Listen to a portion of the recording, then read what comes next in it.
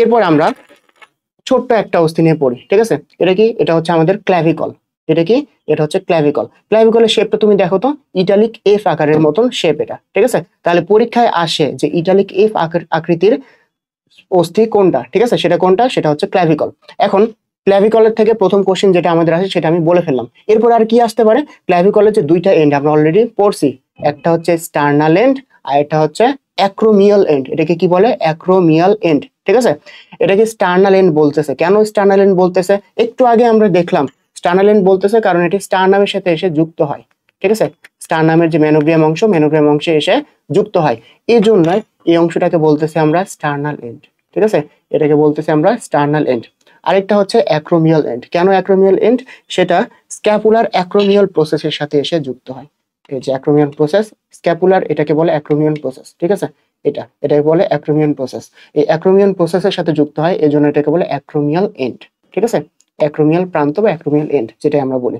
তাহলে ক্ল্যাভিকল সম্বন্ধে আমাদের তিনটা জাস্ট কোশ্চেন ছিল, আমরা পড়ে ফেললাম। একটা হচ্ছে এটার আকৃতি কিরকম, ইটালিক এফ আকৃতির মতন, আর এটার দুইটা এন্ড থাকে, একটা হচ্ছে স্টার্নাল এন্ড আর একটা হচ্ছে অ্যাক্রোমিয়াল এন্ড। শেষ।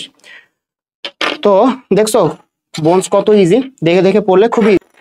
তো এরপরে আমরা কি পড়বো? এরপরে আরেকটা আমরা অস্থি পড়বো, সেটা হচ্ছে স্ক্যাপুলা, ঠিক আছে? এরপর আমরা কি পড়বো? স্ক্যাপুলা পড়বো। স্ক্যাপুলা সম্বন্ধে যেসব কয়েকটা তথ্য জানতে হবে আমাদের, এগুলো আমরা পড়ে ফেলি। দেখো, স্ক্যাপুলার সামনে এই তলটাকে বলতেছে কোস্টাল তল, ঠিক আছে? স্ক্যাপুলার সামনের এই তলটাকে কি বলে? কোস্টাল তল বলে। এরপর পিছনে যদি আমরা উল্টো ঘুরাই, পুরাটুকুকে বলে পশ্চাৎ তল, ঠিক আছে? পুরো অংশটাকে বলে পশ্চাৎ তল। এরপরে দেখো এইখানে কিছু প্রসেস বের হয়ে আসে, এর যে দেহটা থেকে কিছু প্রসেস বের হয়ে আসে। সামনে যে কাকের ঠোঁটের মতন, এটাকে বলা হয় কোরাকয়েড প্রসেস। এটাকে কি বলে? এটাকে বলে কোরাকয়েড প্রসেস, ঠিক আছে? তারপরে এই যে প্রসেসটা আছে, এটাকে বলে অ্যাক্রোমিয়ন প্রসেস। এটাকে বলে অ্যাক্রোমিয়ন প্রসেস, ঠিক আছে? এটা হচ্ছে অ্যাক্রোমিয়ন প্রসেস।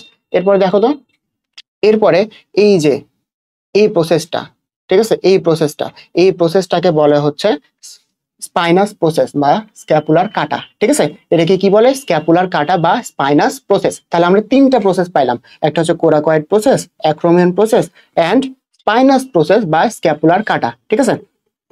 এখন দেখো তো, আমাদের পশ্চাৎ তলটা কিন্তু দুইটা ভাগে ভাগ হইতেছে। দেখো, নিচে একটা বড় একটা অংশ আর উপরে ছোট একটা অংশ, ঠিক আছে?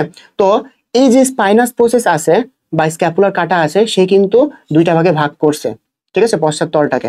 তো উপরের যে অংশটা, এটাকে বলে সুপ্রাস্পাইনাস ফসা, ঠিক আছে? সুপ্রাস্পাইনাস ফসা। কেন? কারণ স্পাইনাস প্রসেসের উপরে আছে, এই জন্য সুপ্রা। তাহলে সুপ্রাস্পাইনাস ফসা। এবং নিচের অংশটা যেটা, এটাকে বলে ইনফ্রাস্পাইনাস ফসা। ইনফ্রা মানে কি? নিচে, তাই না? কার নিচে আছে? এই স্পাইনাস প্রসেসের নিচে আছে, এই জন্য এটাকে বলতেছে ইনফ্রাস্পাইনাস ফসা। এরপরে দেখো তো, অ্যাক্রোমিয়াল প্রসেসে অলরেডি আমরা পড়ছি ক্ল্যাভিকুলার কোন এন্ড যুক্ত হয়? ক্ল্যাভিকুলার অ্যাক্রোমিয়াল এন্ডটা যুক্ত হয়, ঠিক আছে? এক সাইডে সে অ্যাক্রোমিয়াল এন্ড বা অ্যাক্রোমিয়াল প্রান্ত, এখানে এসে অ্যাক্রোমিয়াল প্রসেসের সাথে যুক্ত হইতেছে, আর একটা প্রান্ত স্টার্নামের সাথে যুক্ত হইতেছে, ঠিক আছে? এটা আমরা অলরেডি পড়ছি।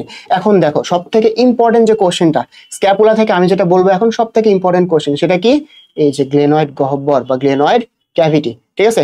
এটা কি? এটা হচ্ছে গ্লেনয়েড গহ্বর বা গ্লেনয়েড ক্যাভিটি। তো এই জিনিসটা কি? এই জায়গাটাতেই কি হয়? হিউমেরাসের হেড যুক্ত হয়, ঠিক আছে? এই যে দেখো হিউমেরাস, এটার নাম কি? হিউমেরাস, ঠিক আছে? হিউমেরাস, হিউমেরাসের হেড বা আমাদের আর্মের যে একটা অস্থি বা হাতের অস্থি, ঠিক আছে? হিউমেরাস, এটা কোথায় যুক্ত হইতেছে? এই যে গ্লেনয়েড গহ্বরে যুক্ত হইতেছে, ঠিক আছে? এটা কিন্তু সব থেকে ইম্পর্টেন্ট কোশ্চেন। আমি যতগুলো প্রশ্ন বললাম, সব থেকে ইম্পর্টেন্ট ছিল লাস্টের এই কোশ্চেনটা, ঠিক আছে? হিউমেরাসের মস্তক যুক্ত হয় গ্লেনয়েড গহ্বরে। গ্লেনয়েড গহ্বর কোথায় থাকে? স্ক্যাপুলাতে থাকে, ঠিক আছে? তো গ্লেনয়েড, আমরা যে হিউমেরাস দেখলাম, হিউমেরাস আজকের ভিডিওতে আমরা আসলে পড়বো না, এটা আমরা নেক্সট ভিডিওতে পড়বো। তো এই যে দেখো আমরা ছোট ছোট যে বোনস গুলা পড়লাম, খুবই ইজি ছিল। তো এই ভিডিও দেখে তোমরা পার্টগুলো তাহলে ইজিলি চিনতে পারবা। এরপর কি করবে? এরপর জাস্ট বই থেকে তোমরা একবার রিডিং পড়বা। আমি বিশ্বাস করি একবার যদি রিডিং পড়ো, তাহলে তোমার কোনো কোশ্চেনই আটকাবে না, কোনো কোশ্চেনই তোমরা মানে আটকাবে না, ঠিক আছে? তাহলে আজকে এই পর্যন্তই থাকুক, দেখা হচ্ছে তোমাদের সাথে আরেকটি ভিডিওতে।